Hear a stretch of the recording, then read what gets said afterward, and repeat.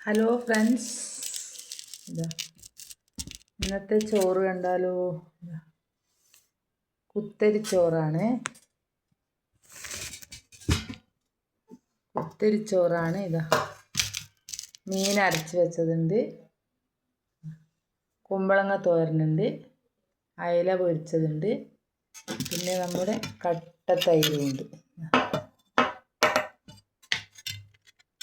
കട്ടത്തൈരുണ്ടോ, കാന്താരി ഉടച്ചതാ. കട്ടത്തൈര്, കാന്താരി ഉടച്ച കട്ടത്തൈര്, കാന്താരി കട്ടത്തൈരും. നിങ്ങൾക്ക് എന്താണ് കറി? കമൻറ്റ് ചെയ്യൂ. നിങ്ങളുടെ സ്പെഷ്യൽ എന്താണെന്ന് കമൻറ്റ് ചെയ്യൂ. അപ്പോൾ ചോറ് തിന്നിട്ട്